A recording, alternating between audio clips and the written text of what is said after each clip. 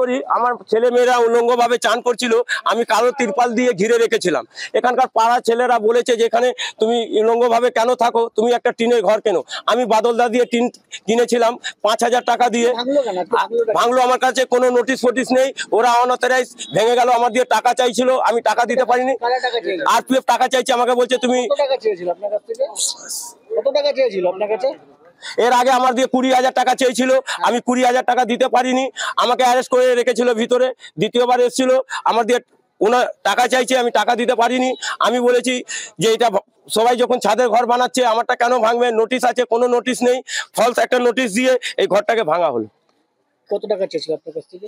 আমার দিয়ে আরপিএফ 20,000 টাকা চেয়েছিল, আমি 20,000 টাকা দিতে পারিনি। না, আমি নাম জানি না। এর আগে একবার এসেছিল, 1.5 মাস আগে এসেছিল, আর এখানে আশেপাশে সব ছাদের ঘর বানাচ্ছে।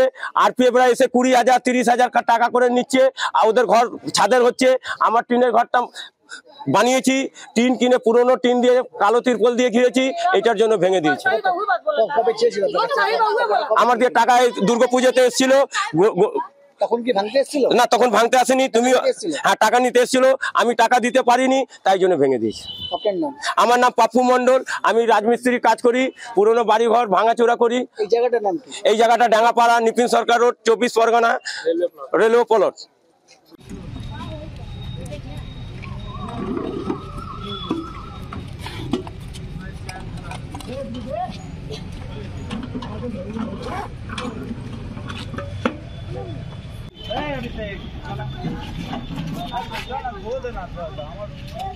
नाम नहीं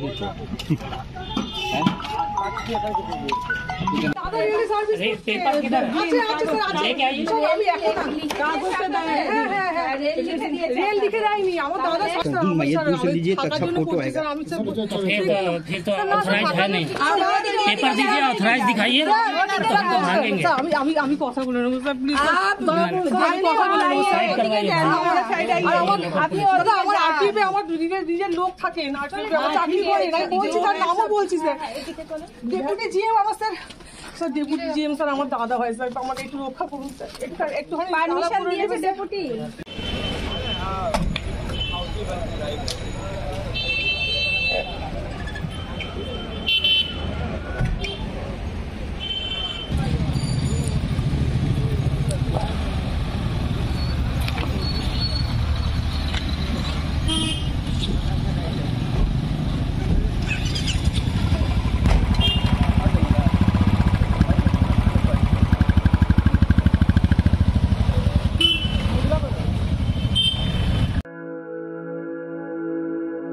আপনি কি জটিল কিছু সমস্যায় ভুগছেন, সমাধান পেতে চান? যোগাযোগ করুন প্রখ্যাত জ্যোতিষ ও তান্ত্রিক মনসারাম ভট্টাচার্যের কন্যা মনসা কন্যার সাথে। প্রখ্যাত জ্যোতিষ ও তান্ত্রিক মনসা কন্যা হাওড়া জানবাড়ি ও হাতিবাগানের নিজস্ব মন্দিরেও বসেন।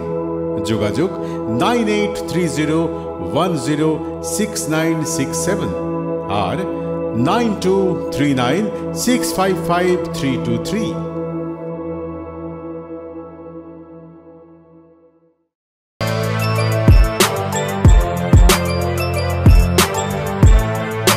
এখন অনেক বড় শ্রী লেদার্স হাওড়া ময়দান।